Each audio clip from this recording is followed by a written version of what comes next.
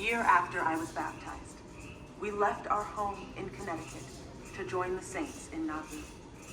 My mother, brothers, sisters, and I traveled by canal to Buffalo, New York, but we could not find any further passage.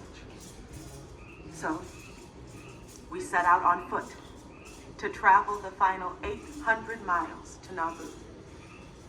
We walked until our shoes were worn out and until our feet were sore and cracked and bled on the ground. When we could walk no further, we stopped and prayed to the Lord to heal our bleeding feet. He answered our prayers, and we continued our journey. When we finally reached Nauvoo, we received only trial and rebuff until we were directed to the prophet Joseph's home. There we found Sister Emma, standing in the door saying, "Come in, come in." Brother Joseph placed chairs around the room and invited us to sit. Then he sat by me and said, "You've been the head of this little band, haven't you?" I answered, "Yes, sir." And he said, "God bless you. You are among friends now."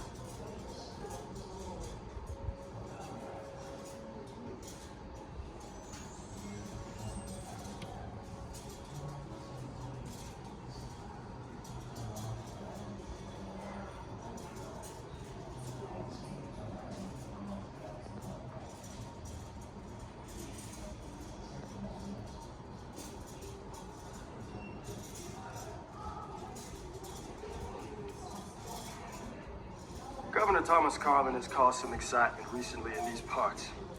He invited the prophet Joseph and Emma to Quincy to have dinner with him at his own house. Now, do you know, as soon as they left, the governor sent the sheriff after them with orders to arrest Joseph and bring them right back to Quincy? Whew. When we got the news, Brother Hosea Stout and a group of us fetched our guns and we headed downriver to Quincy in a little boat as fast as we could. A strong headwind slowed our progress, but we managed to arrive around dusk only to discover that Joseph was already on his way back to Nauvoo in the custody of 2 law officers. Word has it that Judge Stephen Douglas will hear Joseph's case next week in Monmouth, up yonder in Warren County. So our rescue mission to Quincy didn't exactly go as we planned, but I don't mind. I'm just a humble carpenter and undertaker. But I'd go anywhere for Brother Joseph if I thought he needed help.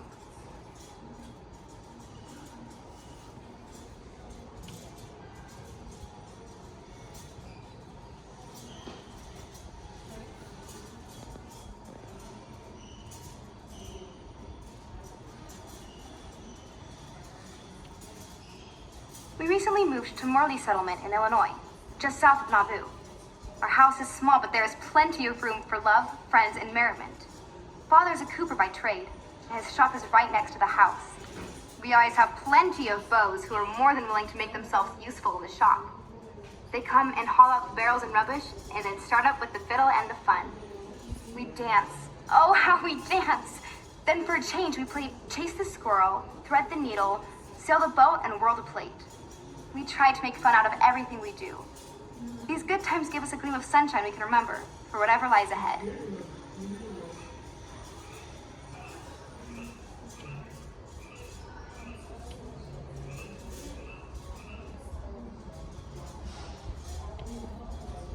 Today I stood before the saints and I said to them, "Roll out your rusty dollars and your rusty coppers and let us rush on this house as fast as possible. When you get it done, you will have joy and gladness and greater shouting than we had when the capstone was laid. We will make this city ring with hosannas to the Most High God. I do not go out of doors and look at this house, but the prayer of my heart is, O Lord, save this people and help them build thy house."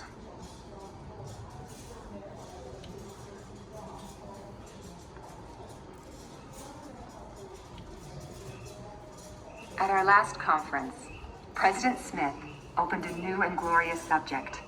It has caused quite a revival in the church. Paul speaks of being baptized for the dead in Corinthians, but Joseph has received a more full explanation of it by revelation. He said, it is the privilege of this church to be baptized for their kinsfolk that died before this gospel came forth.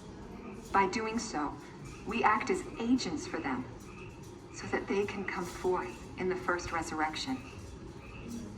Ever since this order was preached here, the waters have been continually troubled. During conference, there were sometimes 8 or 10 elders in the water at a time baptizing. The last time Joseph spoke about this subject, he advised everyone to liberate their friends as quickly as possible. Some have already been baptized a number of times over. I want to be baptized for my mother, and I think I shall go forward this week. Is this not a glorious doctrine? Surely the Gentiles will mock, but we will rejoice in it.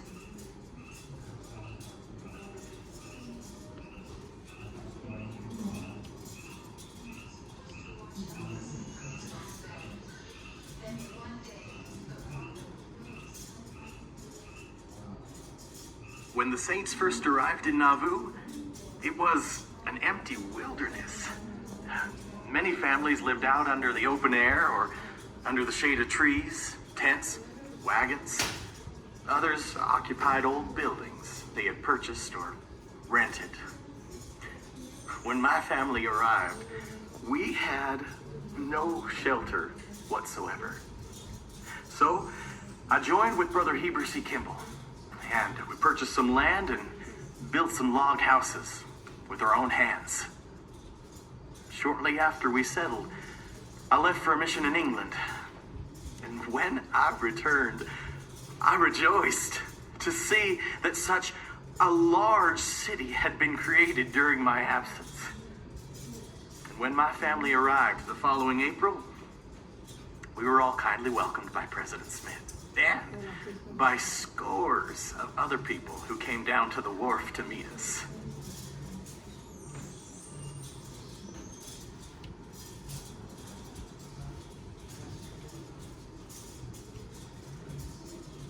One day, I went to a stone shop and attempted to obtain work and learn the stone cutting trade. I commenced work the next day and learned to cut one of the diamond arch stones. This was my first work in a stone shop, but I soon learned to cut these arch stones without any help.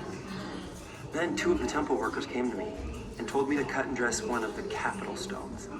I told them I didn't think I could do it, but they persuaded me to try and told me they would help me out. I was reluctant, but I accomplished the task. And the stone that I cut will be the final capital stone on the northeast corner of the temple wall.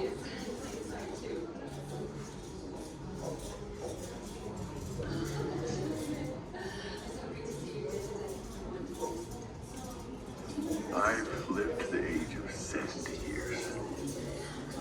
But Joseph still remembers me and counts me among his friends from the earliest days of New York, before he translated the Book of Mormon or organized the church. Recently, Joseph saw me hobbling here along the streets of Nauvoo. He came up to me, put his arm around me, and wrapped my gnarled fingers around the top of his cane. Brother Knight, said he, you need this cane more than I do. He said I could have it as long as I needed, but to pass it along to some descendant of mine named Joseph, with instructions for him to do the same. I gladly received the cane from Joseph. Someday, I'll pass it along to my son, named Joseph J., with instructions for him to do as the prophet directed.